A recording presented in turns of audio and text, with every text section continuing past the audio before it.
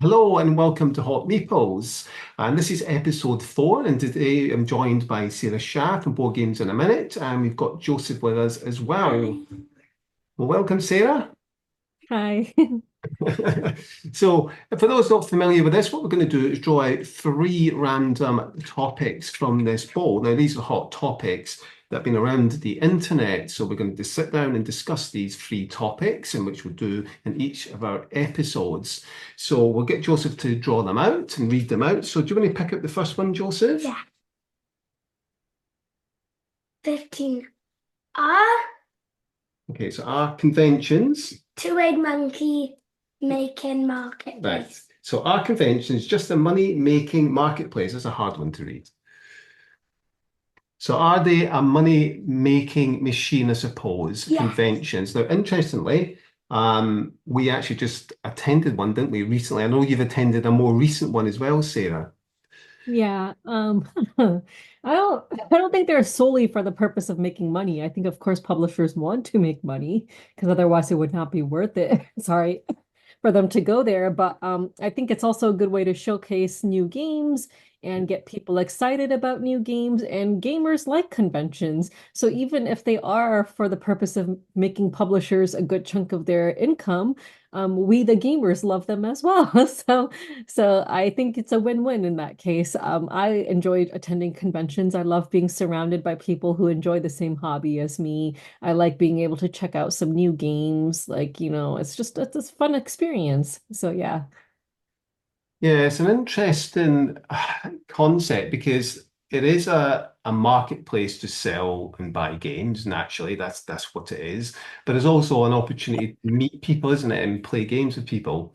And I remember when I went to UK Games Expo recently, and it was a good experience. It was nice to meet people and to actually try and engage with others you might not have met before, or perhaps people you haven't seen for a while. It's a great time to catch up with people, but also it is a place where publishers obviously want to sell board games, and sometimes people can get, I suppose, drawn into the hype, and they can end up. Well, notice when you actually play a game at a convention, it's actually it seems better because of the atmosphere than when they actually play at home. So sometimes you get sucked into, oh, that's a great game, and then you take it home and the experience is different.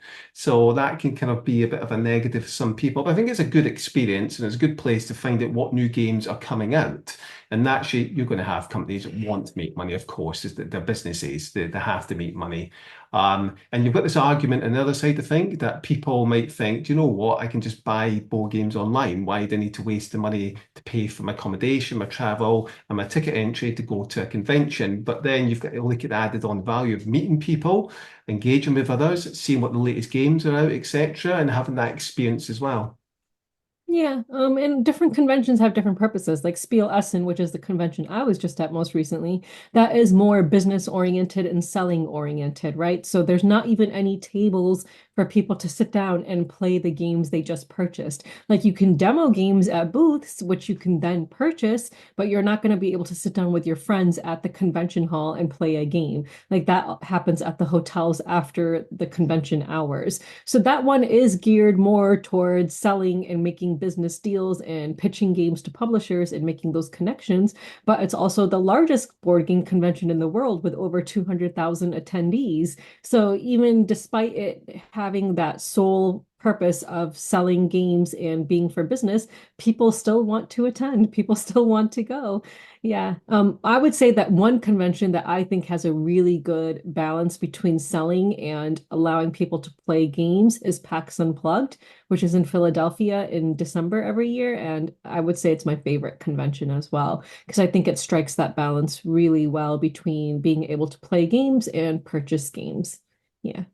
Yeah, that's a good point you've made because there's different types of conventions for different types of gamers, isn't there? You've got conventions that are mostly all about buying and selling games, and you've got conventions that are more about playing games rather than buying and selling. So you've got different types of conventions there. So obviously those who kind of want to kind of say that I'm not going to a convention because it's just a money-making machine. Well, there's other conventions that are just all about playing board games rather than buying and selling. So you've got a choice, which I think is great. You've got that option. And The only thing I would say, particularly if you've got children, is I personally would not take children to a convention unless it's a small friendly convention because it can be extremely overwhelming. There's so many people there, and I don't think that's a great experience for children unless you're going to a more family friendly type of convention. And I think therefore that's great for families and kids to go to. But you've got great choice and options out there, haven't you? Yeah, I mean, I can't really speak about the family part since I'm child free, but yeah, but definitely, I would imagine that that's the case. Yeah. Yeah, I would say you're lucky to be child free, but Oh, then you can't say um, that, right? might be a Not nightmare under- get there. Yeah. Do you want to bring it the next one, Joseph? We'll see what comes up. I suspect you put the other one back in. Yeah. So we'll move that to the side because Yeah. we've done that one. We'll bring it a fresh new one. Okay. Board games is Not flawed. flawed if you have two house rules. Yeah. So if you have to house rule a board game, does that make the board game flawed? Um, No. you often wonder, or at least I wonder, like, did the house rule that we've come up with even come across the designer or publisher's mind? Because if we really feel the need to house rule a game, and we think it makes the game like much better, then we wonder like, why did the designer or publisher not do this themselves? Is it a flaw? Maybe. Like I feel like there's some instances where we really should not have to come up with certain house rules. But we do because we think it fixes something that's wrong with the game or just makes it infinitely better. So I don't know. I mean, some people might say it's not flawed because not everyone's going to adopt those house rules, I guess, and maybe they're content with playing the game as it is. I don't know. Yeah, it's interesting because I'm thinking zombie side. I know a lot of people house rule zombie side because it's that stupid rule if you missed you then shot one of your own people, but was seemed a bit daft. And they changed that when they brought out the second edition and re revised the rule book. So I suppose it depends because obviously when we play games, so there might be certain games that we play and say, oh, do you know what, we won't play every single round, we'll kind of half it because that might be too long for Joseph. I can remember just one. Remember that game where we think we're not going to play all of it. We'll just play half the cards and just have a bit of fun because it's more of a party theme game. So there's certain games you can get away with cutting certain corners because it's more flexible and more kind of family friendly, more fun of a game. Whereas more serious games, I can see the point where gamers might get frustrated with a have to house rule because they think, well, why should I have to do that? They should have fixed that. And perhaps they can see it themselves as a flaw. But it really depends whether the majority see it as a flaw or not, or whether does that break the game. Because I think for the vast majority of games, when people house rule, I don't think they're house ruling because it's completely broken. It's because they feel it makes it a bit better for their setting. Yeah, I can give an example actually. So just the other night, I played a six-player game of Rebel Princess. Have you played Rebel Princess? No, I haven't. No, never It's a heard of it. trick-taking game, very popular these days. Like it's a newer, I don't know if it's technically new, but it's a trick-taking game that's gained a lot of popularity recently. Really a lot of fun. And in this trick-taking game, everyone has a special princess power that they can use once per round in order to kind of do their own special power and maybe make things a little bit better for themselves. But some are not really useful, or some people might not even use their powers because they don't find it beneficial. So we came up with a house rule that the next time we play, because the game takes place, I believe, over 5 rounds. So we decided that the biggest loser of the round will get to decide their princess power for the next round instead of keeping the same power from round to round because some people didn't even use their powers because they just thought they were completely useless. So I thought that that was a really good house rule. And I'm like, I can see that making the game so much more interesting and better going forward. Like just picking a new princess power each round and having it go in reverse player order from the loser. Because it's also kind of like a catch-up mechanic too, in that case, then, where the loser from the first round gets to pick their new princess power, then going all the way up to the winner. Yeah. Yeah, it is interesting because little rule tweaks like that don't drastically change the game, but they make it better for the players and for everyone around the table. And I think if it does that, then that's a good thing, isn't it? And it doesn't mean that the game's been broken just because you made that little change. It just makes it a little bit more friendlier, for perhaps those non-hardcore gamers perhaps not used to playing those types of games or can't see the benefit of using a particular ability. Therefore, they're not maybe not used to finding strategies around that. So yeah, things like that I think are good, and I think they can make the game a lot more friendlier for everyone around the table. But we tend to stick to how the rules are written unless we feel that something's hindering someone in the gameplay or it affects the whole entire table. And we might change a few little things just to make it more friendlier. So we've got a game called Chronicles of Evil. So it's aimed towards, families and children. And remember that game where we're fighting the monsters, but we can never win because the monster is so powerful. And we've got the easiest level. So we're thinking about perhaps we tone it down a bit and make it a little bit easier because every time we lose, we're thinking, are we playing it right? We are. So we're thinking make it a bit easier so we have some fun and actually win, and then we can start gradually increasing the strength over time. So things like that are fine because it's about making little tweaks just to make it a little bit more friendly and engaging. Otherwise, if you're losing all the time, it's not much fun, is it? Yeah. So shall we bring out the next one, Joseph?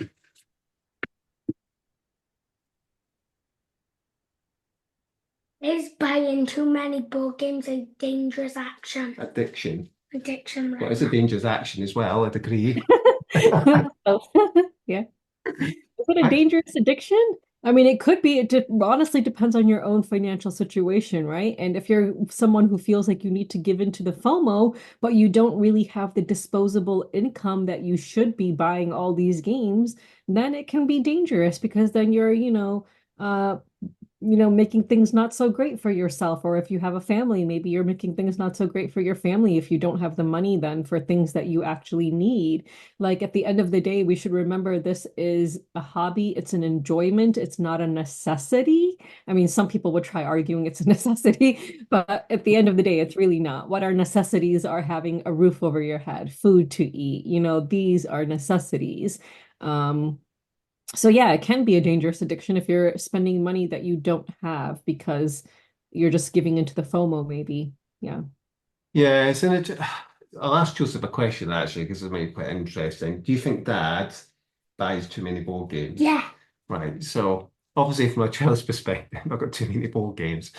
And it's quite interesting because, yeah, you're right. People can get hung up into that fear of missing out. So, oh, I must buy it because it might not be around. People don't realize actually, if it's a really good game, a lot of games get republished or a new edition comes out.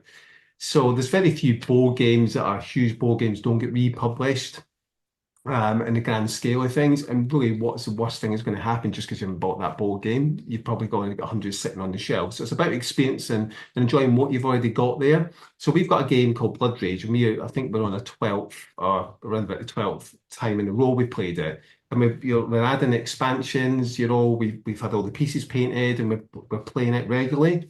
And the reason why is because we want to get a good amount of experience out of it before we move on to the next one and enjoy that game before we then move on to the next one.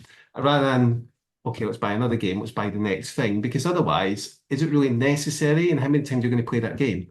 Are you going to get your money's worth? So you've got that concept, and it is an addiction for some people because they've got that. It's almost like hoarding, isn't it? You're just collecting these games and more games. And realistically, are you going to be playing them all? Because you have to be realistic with that. Yeah, I feel kind of embarrassed sitting here with over 700 games. I'm like, yeah, I have that problem. I definitely have that problem. And I really need to start culling games. Like, I live in a four-bedroom house by myself, and I've started to run out of room because I have too many games. Like, that should not be happening. Like, it's just ridiculous. And I am guilty of it myself. So I really need to. And it's like you just asked, how many times are you realistically going to play a game? And for me, as a content creator, realistically, I'm not going to get to play most of my games even like four times. Like that would be considered a big deal for like a regular size, like or big box board game. Like for me to play one of those four times, I think would be like a big deal. Like smaller box ones, I tend to play a lot more often because those are like filler games and stuff. But yeah, it's a problem, and I really am trying hard to try to control myself and realize and not give in to the hype. Like, a lot of games come on Kickstarter and, all these content creators are talking about how amazing it is and you feel like you need this game. And then when it arrives, you might not even be as excited about it anymore by the time it shows up on your doorstep. And then you might play it, but no one is even talking about it because in actuality, it's not even that great of a game, or it's not a game that people really care about. And then you feel like an idiot for having given into the hype that all the content creators were creating about this game. So yeah, even as a content creator, that happens to me. Like I'll, because I don't cover that many games that are coming onto Kickstarter as other people do, and I'll give into like, what other people are saying and be like, oh, I really need this game. And then by the time it arrives and I play it, and then no one's ever talking about it again, and then I'm feeling kind of bitter and angry, like, why did I buy this? Yeah. Yeah, it's difficult to see that hasn't got a problem, mate. It is difficult because it's I got to the point I had about 200 games and then I kind of reduced it. I actually got rid of most of them and bought a whole pile of new games. It's only have about 170, but I try and keep it sliced down to under 200 because I'm never going to play them all. So I kind of tend to try and recycle them as much as I can. But it can be a problem, and it can be an addiction. Just like anything can be an addiction, can't it? Whether, somebody might have an addiction buying too many shoes, or there might be addiction around alcohol. Smoking, that's a good one. So, yeah, same thing. So, an addiction is an addiction regardless of what it is. So, it is a problem, and it can cause issues, especially in relationships where, maybe your partner doesn't want you to keep buying these games, and, that addiction kind of makes you want to keep on buying more. It can be really difficult, can't it, in a relationship? Yeah. And I suppose there might be an element of some attachment to how mental health works as well in terms of the addiction and then how you get past that. And also, it can be a habit, can't it, as well? And it's about breaking that habit, which can be difficult. Yeah. Yeah, maybe the reason I have so many board games is because I don't have a partner either. So I'm partner free and child free. So like the money is my own and I just do whatever I want. So maybe that's a problem. Yeah, when you've got children, I think your funds go elsewhere. So you haven't got the money to Yeah. have that. Yeah. So that is. I just forgot. What have you forgotten? What are you pointing at? Kim lost my phone. Oh, yeah, she has forgotten her phone. Okay, well, we'll just have to come back for that. Yeah. Oh well. Okay, so that brings us to the end then, and then you can chase Kim up later for a phone. Yes. So, Drive that away. yeah, well, we've got to drive an hour back, or we can pop down with it. That's fine. Yeah. Did you enjoy that? Yeah. Yeah, you done well reading the questions. Yeah, Pick another one. yeah. Well, we've done three, so we'll stick with three, shall we? 4. Do we need to do four? Do you want to do four, Sarah? We can. It's up to you. It's your show. Let's do four. Let's do four. Okay. Your thoughts in apps being used in board games? Nah, Hannah. This one before. I think we did, but if I remember right, the recording didn't record. Oh, right. Okay. Now's your opportunity. Yeah, I was like, this question sounds familiar. Yeah. So, what was the question again? What do you feel about apps being used in board games? Yeah, yeah, Yeah, I feel like as long as it's like absolutely necessary, like for example, some deduction games, I can see why you might need an app because it allows you to come up with way more puzzles for you to solve. So, there's obviously like some kind of like a programming done on this app, so it'll come up with new puzzles for you to solve. Like for example, the search for Planet X or awkward guess or something like that, these deduction games, and it'll maybe even allow you to check if you're right. But if an app is like necessary for any other type of board game, it's a turn off for me because like a board game for me is about the experience of sitting around with people, having that tactile experience of touching pieces and talking to people. And I don't really want to be referring to an app to play a board game. Like I think it takes away from the enjoyment. So the only time I'm okay with it is when it's necessary for a deduction game. And even then, I feel like the rule book should include enough puzzles for you that you wouldn't need an app even in that case. Like if you're obsessed with this deduction game where you end up going through all of the various puzzles in the rule book, then fine. But I think, I think that each board game should strive to not use an app if possible. yeah. It is an interesting one because there's actually a couple of games I know that use app and integrate really well. And I think I can't remember the name of it. There's a pirate one where you're actually using the app to shoot. Hmm. to other people, which is quite cool. I've done that. But personally, I don't like using apps in games for the reason why is because I want to get away from the phone and technology and actually just experience the game itself. So I picked up recently Descent 2, the second edition, and Lord of the Rings, Journey to Middle-earth. And when they brought out the new editions, they used the app quite heavily.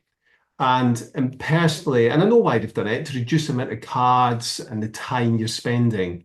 Um, and around 50% is on the actual card and play in the actual board game, and around 50% is in the app. Personally, I don't like it. I'd rather use that time flipping cards over or sorting the card decks out rather than using the app because I want that tactile feeling experience from it. I don't mind if an app keeps track of the score, I haven't got a problem with that, or there's a timer, I haven't got a problem with that. Or perhaps it's a game like Detective where you have to go online and look at things and you're acting like a detective. That's fine because that's thematic and you expect to use some form of technology. But aside from that, I personally don't like it when games incorporate apps. And I know quite a few games do that. I just hope it doesn't take off too heavily and we don't see more and more of it. Yeah, I hope it won't take off too heavily. I feel like we're on the same page about this. I just think it would take away from what board games actually are, like what they, what their nature is. If we start seeing way too many board games with app usage, like it's taking away from what board games were meant to be. So yeah. Yeah, I think so. What do you think about using your phone if you had to use that as part of playing a board game? Would you like it or not like it? No. You wouldn't like it. Good. That's a good answer. Yeah. This is someone who spends all the time on their phone and iPad. But yeah, I think yeah, you're right. It takes away from that experience, does it? About the purpose of what a board game is. And if you want to play a computer game, well, you play a computer game. You want to play a board game, you play a board game. Right. Yeah, personally, I don't like the mash between both of them. I just don't think it flows as well, and it just isn't for me. Same, same. Right, shall we say goodbye then, Joseph, Goodbye. to everyone? Yeah. Bye. No, but before we do shut off, if please do consider subscribing, check Sarah's channel out. I'll put the link in the description down below. Please consider giving this video a like if you've enjoyed it. And if Joseph's up for it, we may get him back involved again. Yeah? Yeah. And perhaps you can get more involved in the conversation, Joseph, depending on what the questions are. So hope you enjoyed that. Until next time, my name's Jay Sears, and thank you to Sarah Schaff and Board Games in a Minute. Take care. Bye. Bye.